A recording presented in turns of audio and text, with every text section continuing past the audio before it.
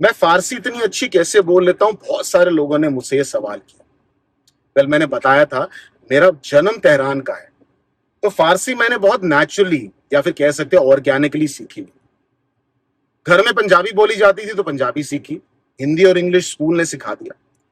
तो टेक्निकली मैंने फारसी हिंदी से पहले सीख ली अपने पड़ोस से बच्चों के साथ खेल खेल के, या फिर पड़ोसियों के साथ जो इंटरेक्शन करके, या फिर जो भी एक सोशल इंटरेक्शन एक छोटे बच्चे का होता है, वैसे मैंने फारसी बड़ी नेचुरली पिक की।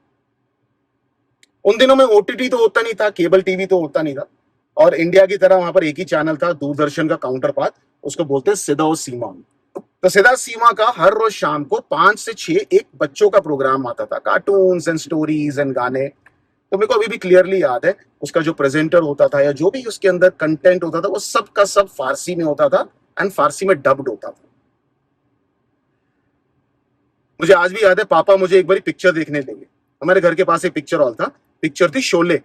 जी हाँ, अपने अमिताभ बच्चन धर्मेंद्र वाली शोले, और वो भी पूरी फारसी में डब। एक इंटरेस्टिंग बात बताता हूँ, हम लोग जब कोई लैंग्वेज बोलते हैं, स्पेशली अगर हिंदी की बात करें, तो हम लोग बोलते हैं अरे तुम्हारी हिंदी में पंजाबी एक्सेंट है या साउथ इंडियन एक्सेंट है, अरे वो हिंदी पूर्वांचल एक्सेंट के साथ बोलता है।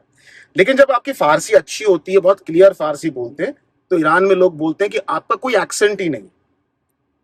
लेकिन लेटली मुझे मेरे दोस्त फारसी स्पीकिंग जो है मेरे, वो कहते हैं अब तेरा फारसी में हिंदी का एक्सेंट आ गया। Well, can't help it. मैं बहुत टाइम से दिल्ली में रह रहा हूँ और यहाँ पर बहुत सारा इंटरेक्शन होता नहीं मेरा दिल्ली फारसी में।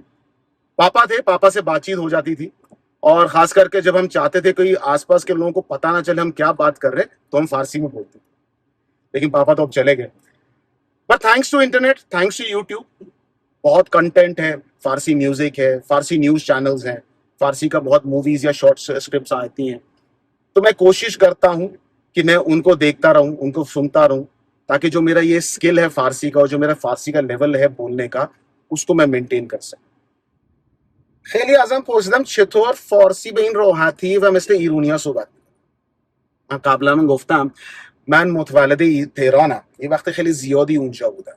فارسی خیلی طبیعی و خود به خود یاد گرفتم. زبون مادری من پنجابیه، تو خونه همه پنجابی صحبت میکنم، واسه همین من یاد گرفتم. مدرسه هم که به من هندی و انگلیسی یاد داد، ولی قبل از اینکه برم مدرسه فارسی بلد بودم. از محیطم، از دور و برم گرفتمش.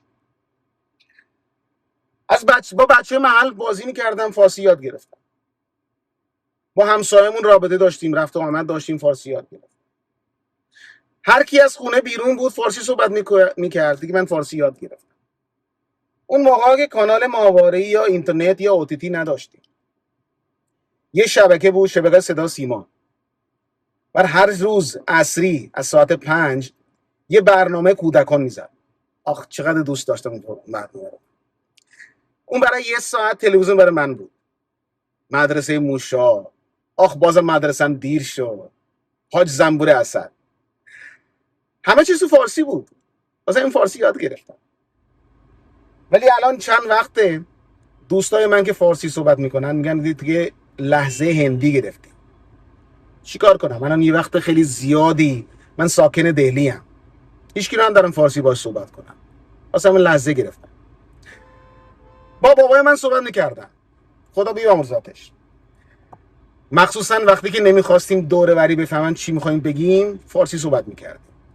امروز هم که اینترنت و یوتیوب داریم، میتونم خودم رو نزدیک فارسی نگه دارم. اخبار فارسی، فیلم‌های فارسی، آهنگای فارسی. عاشق موسیقی ایرانی هستم. گوگوش، ابی، داریوش، فرامش اصلانی. اصلا این آهنگا اینا رو خیلی دوست دارم. هر موقعی که تنها باشم تو ماشین این آهنگا رو برای خودم میذارم. از ته دلم آرزو میکنم این جنگ هر چه زودتر تموم بشه. صلح و آرامش برگرده به ایران. تا مظلوم مثل منم بتونم بیان به ایران گشت بزنن. یه کودکی و جوونیمونو باز یه بار دیگه تجربه کنیم، یه حس بدیم. با امید خدا.